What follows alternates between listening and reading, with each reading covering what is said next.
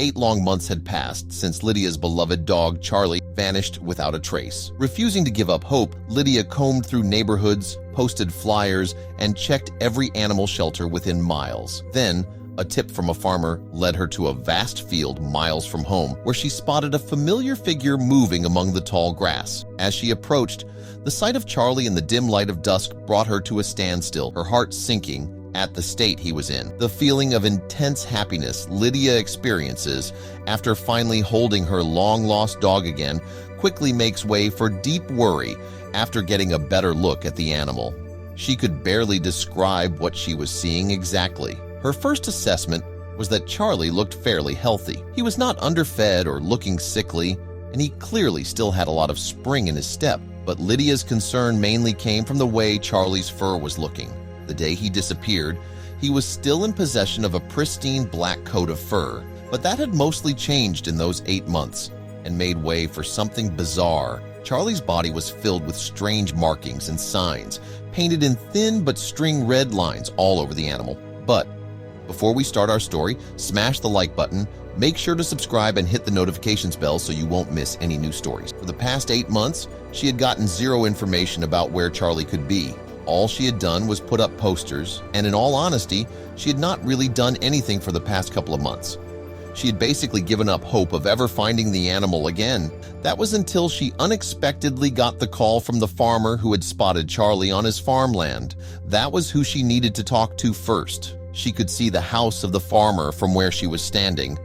Lydia had passed it on the way onto the field, but she had not spoken to or even seen the owner. After the one tip he had given her over the phone, she has had no contact with the man. But if it was up to Lydia, that was going to change. She brought the strange-looking Charlie to her car and drove back to the farmhouse. When the farmer opened the door for her, it was clear that he was shocked when he was Charlie. He invited them both inside, and they sat down with a cup of tea. The farmer, who was named John, started to explain what he knew. He had seen the posters of the missing dog for months now every time he went into the city. He had even taken a picture of them because he had found a missing dog on his land before. And then this morning, it actually happened again. While he was plowing the land, he suddenly saw a dog running in front of his machine. A black dog with a bright yellow color. He immediately recognized it from the picture and the description of the missing poster. John called Lydia in that very instant, and she knew what happened from that moment on. John claimed that he had not seen all the red markings on Charlie's body. He had not come close enough to the animal, and even though Lydia had doubts, she did believe the farmer, mainly because he also had another piece of information for her. John had started thinking back to the other dog that he had found on his property about 3 years ago.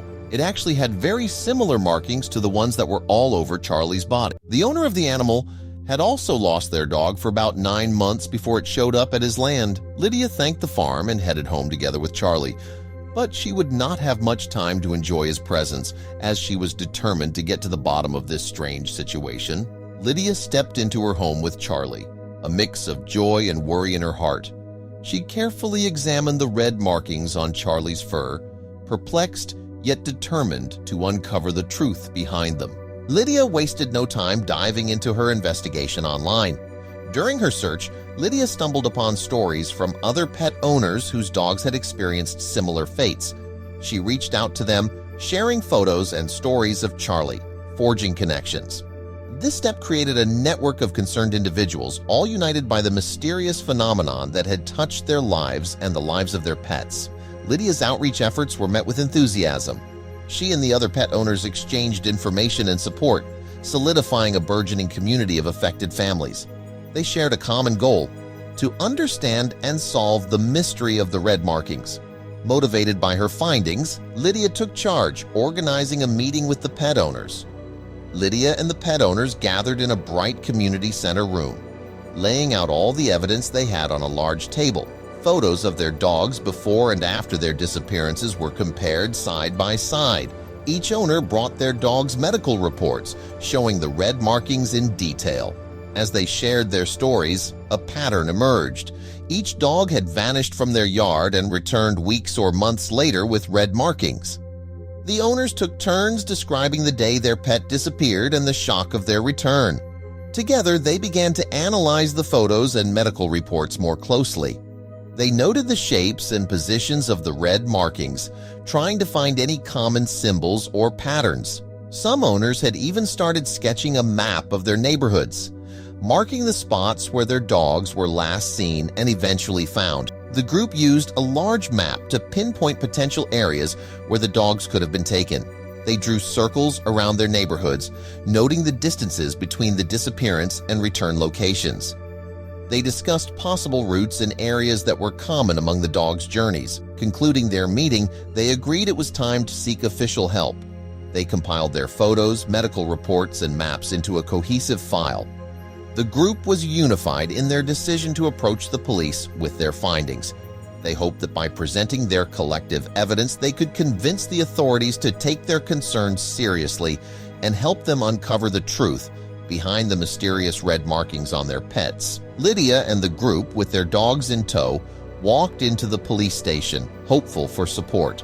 They approached the front desk, explaining their situation and showing the evidence they had gathered. The dogs sat quietly by their sides, unknowingly at the center of this unfolding mystery. Their goal was to seek assistance in investigating the strange red markings and the pattern of disappearances. An officer listened to their story with a skeptical eyebrow raised. He examined the photos and reports but seemed unconvinced by the unusual nature of their evidence. The group, sensing his hesitation, pressed on, emphasizing the pattern and the potential danger to other pets. Despite the initial setback, they felt even more determined to find answers on their own if necessary.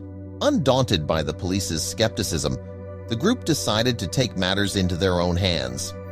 They returned to the field where Charlie was found, scanning the area for clues.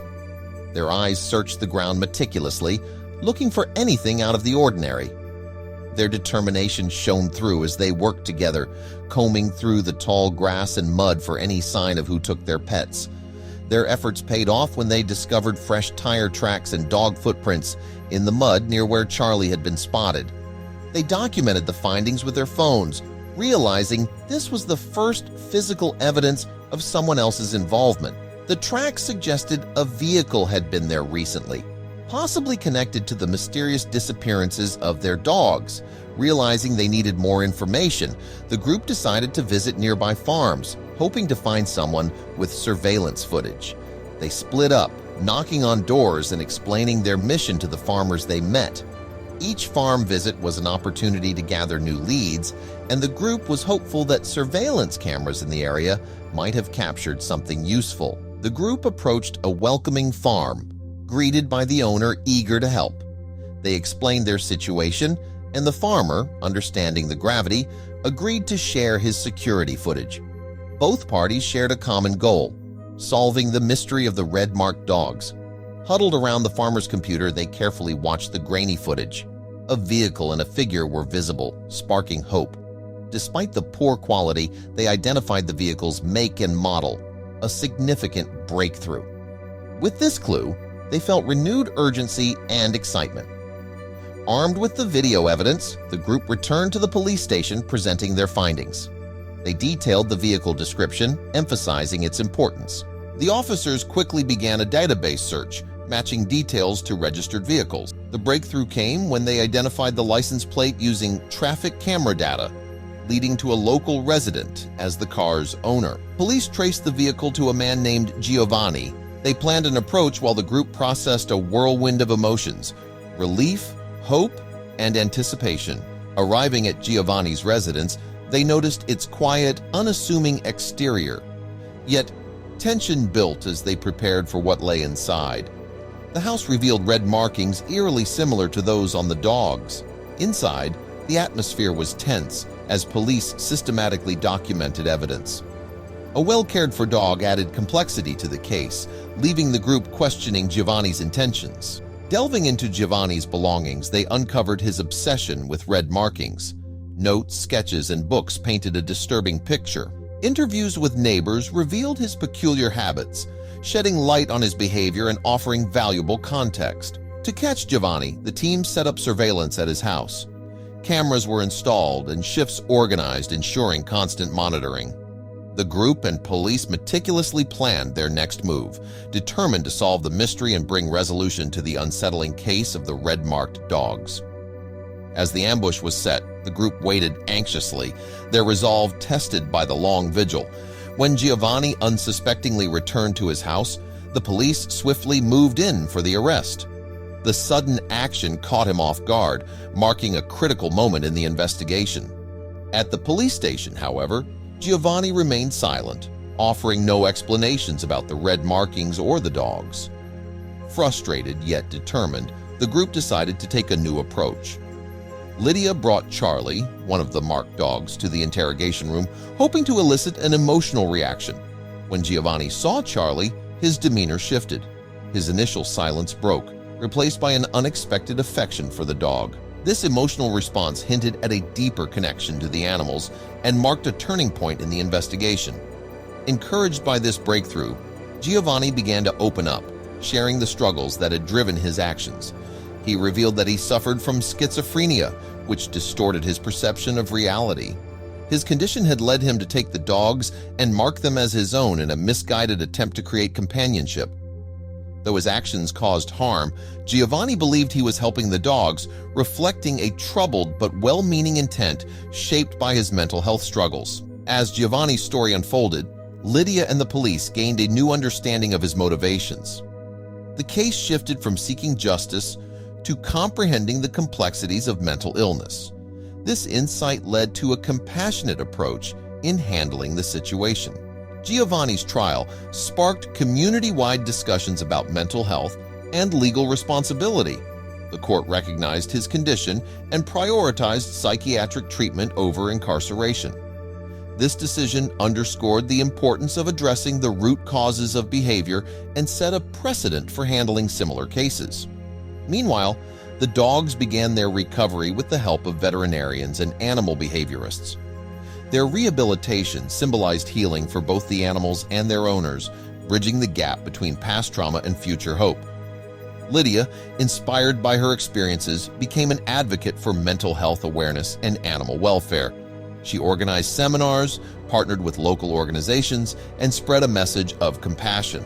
Her efforts reflected personal growth and illustrated how individual struggles could inspire societal change. The community, having faced a complex and emotional ordeal, emerged stronger and more united. Neighborhood initiatives and support groups flourished, fostering a sense of empathy and understanding. This newfound solidarity marked the beginning of a more compassionate and connected community, ready to tackle future challenges with a shared sense of purpose.